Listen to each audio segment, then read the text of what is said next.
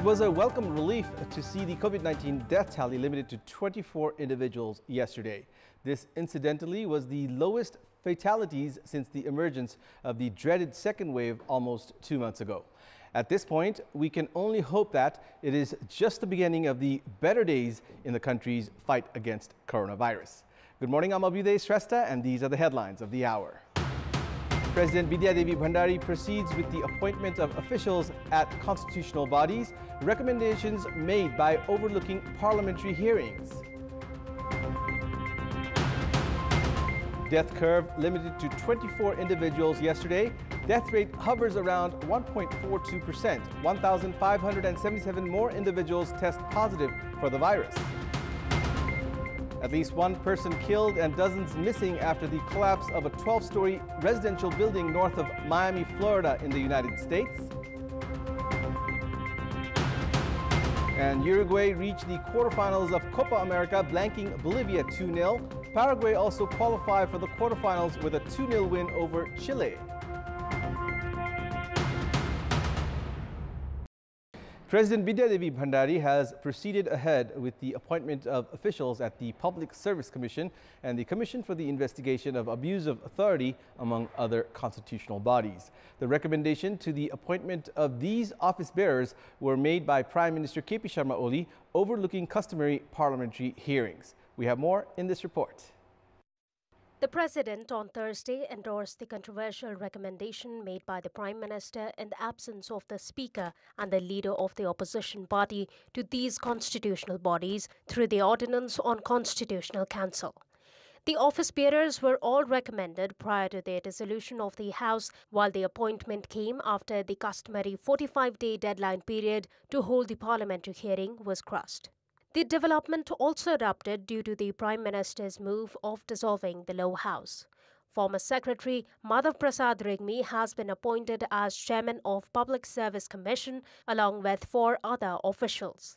Likewise, Baglung's Hari Paudel and Lalitpur's Sumitra Shrestha have been appointed as commissioners in the anti-graft body CIAA. Meanwhile, Rupandehi's Sagun Shamsher Rana has been appointed as Commissioner in the Election Commission, while Panstar's Bipin Raj Nirola has been appointed as a member of the Natural Resources and Financial Commission. Likewise, Ramkrishna Timilsina has been appointed as the Chairman of Inclusive Commission along with 2 other members. All the members recommended in the Women, Indigenous Nationalities, Madhesi and Muslim Commission have been appointed. It may be recalled that Speaker Agni Sabkota moved the court after similar appointment of 32 office bearers at the constitutional bodies. The court is yet to hear on the writ filed by Speaker Sabkota. Prime Minister KP Sharma Oli has handed 20 ministerial portfolios to the 4 remaining ministers in the government. The scenario emerged as 20 ministers had been relieved of their positions following the Supreme Court's decision to scrap the appointment of ministers made by the caretaker Prime Minister. Prime Minister Oli has kept the Ministry of Defense and Ministry of Foreign Affairs to himself. Finance Minister Bishnu Paudel has bagged the responsibility of Home Ministry, Ministry of Industry, Commerce and Supply, and Ministry of Energy, Water Resources and Irrigation. Likewise, Education Minister Krishna Gopal Shrestha has been entrusted with the responsibility of Forest, Youth and Sports, Health, Labor, Employment and Social Security Ministries. Minister for Fiscal Infrastructure Basanta Nemwang has been given the responsibility of Agriculture, Urban Development, Communication and Information Technology and Drinking Water. Likewise, 4 ministries comprising Tourism, General Administration, Women and Children and Land Management have been handed over to Law Minister Leela Nath Shrestha. Legal practitioners have demanded the appointment of Nepali Congress President Sher Deuba as the Prime Minister. The legal practitioners advocating on behalf of the writ petitioners filed against the dissolution of the House of Representatives at the Constitutional Bench of the Supreme Court demanded the appointment of Congress President Deuba as the Prime Minister, considering the collection of majority signatures from the Parliament. They have also demanded the court to call for the House Assembly. Senior advocates Harihar Dahal, Prem Bahadur Khadka, Raman Shrestha, Mithilesh Kumar Singh, Hari Prasad Upreti and Sher Bahadur Kesi have stated that According to Article 76(5) of the Constitution, lawmakers are immune to party whip. According to the lawmakers, Article 76(5) of the Constitution is a power and right specially enshrined to the members of the Parliament. During the court session, they accused President Bidhya Devi Bhandari of supporting Prime Minister KP Sharma Oli's autocratic moves. It may be recalled that Congress chief Deuba had presented his claim to be the Prime Minister with signatures of 149 lawmakers of the then Parliament on 21st of May last month. However, President Bhandari denied the claim, stating that Prime Minister Oli had also staked his claim with a majority vote. President Bhandari dissolved the House of Representatives the same night on 21st of May following a cabinet recommendation. 24 COVID-19 deaths were reported in the country yesterday, taking the COVID-19 death tally to 8,918. The death rate now stands at 1.42%. The number of deaths witnessed yesterday was the lowest since 1st of May, as the country has reeled under the second wave of COVID-19. Meanwhile, the total number of COVID-19 cases in the country has crossed 629,000 as 1,577 more individuals tested positive for the virus yesterday. According to the Health Ministry, 7,235 tests through the PCR method were carried out, while the infection rate in the country now stands at 7.87%. Meanwhile, 2,518 individuals registered full recovery yesterday, taking the recovery tally to over 570,000, while the recovery rate stands at 90.71%. Based on the Health Ministry's report, currently there are 49,555 active cases, out of which 46,502 are in home isolation, 736 in intensive care units, and 207 on ventilator support. The local levels have revealed the budget of the upcoming fiscal year, giving continuity to old projects that have remained incomplete. As per the Constitution, the local levels are required to publicize their annual budget on the 10th day of the new fiscal year.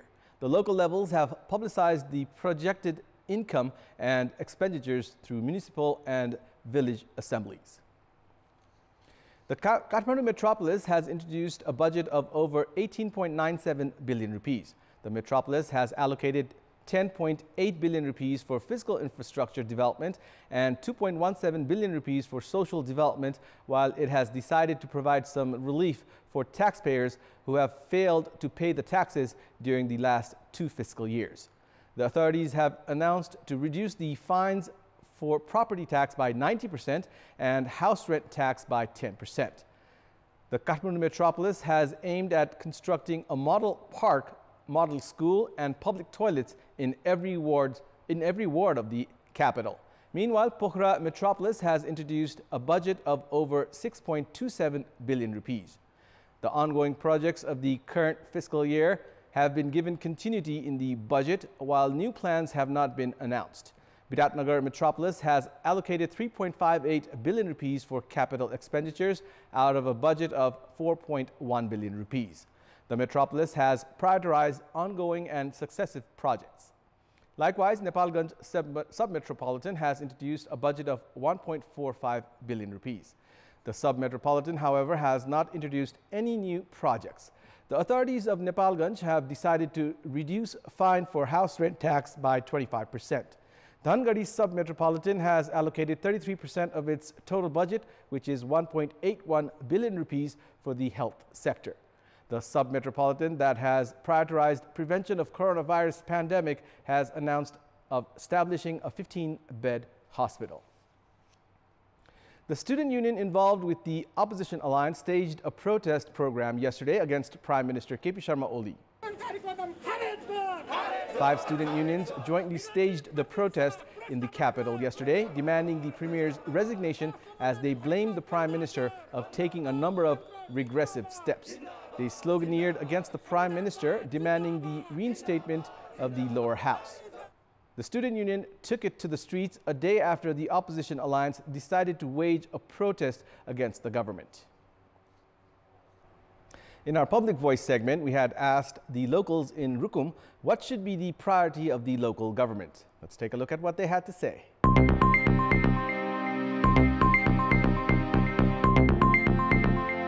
लामो लामो समय कोरोनाको कारणले गर्दा स्वास्थ्यमा विभिन्न खालका समस्याहरू देखिएका छन्। यो समस्यालाई निवारण गर्नको लागि सरकारले स्वास्थ्यमा विशेष खालको बजेट तर्जुमा गर्नुपर्छ। कोरोनाको कारण धेरै समयसम्म लकडाउन भयो र धेरै मानिसहरू पनि बेरोजगार भए। यो कुरा सरकारको प्राथमिकतामा पर्नुपर्छ। पुल पर्यादाहरू भाँचिएका छन्, टुटेका छन्, जीर्ण अवस्थामा छन्। यिनलाई चाहिँ छिटोभन्दा छिटो गराउनको लागि यस्ता कुराहरूलाई बढी जनप्रतिनिधिहरू र स्थानीय सरकारहरूले बढी ध्यान दिनु पर्यो। हाम्रो पढाइलाई कसरी निरन्तरता दिन सकिन्छ यो विषयमा चाहिँ बजेट प्रमुख गरायता दिनुपर्ने। मल बिउहरू पनि हामीले चाहिँ समयमा पाउनु पर्यो। सबै चाहिँ कृषकहरू चाहिँ राम्रोसँग अहिले लकडाउनको कुरा पनि छ। एउटा कुरा लकडाउनले गर्दा पनि मान्छेहरू अहिले बर्बाद परिरहेको छ। बाढी पहिरोले चाहिँ देशमै एउटा चाहिँ अर्को एउटा उगरा अवस्था बनाएको छ, गम्भीर अवस्था बनाएको छ। यसको लागि सरकारले यसको रोकथामको लागि के जनताको जीवधनको सुरक्षा गर्नको लागि सरकारले के गर्नुपर्छ योमा फोकस गरेर बजेट ल्याउन जरुरी छ।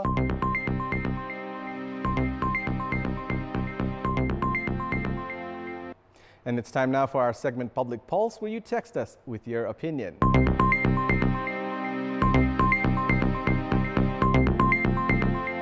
And here's the question. What's your take on the appointment at constitutional bodies by bypassing parliamentary hearings? Your options are A, breaching constitution, B, hasty political recruitment, and C, compulsion. The voting is on. Type NEWS, select your option A, B, or C, and send it to 34001 to share your opinion with us. And it's time now for the sports news.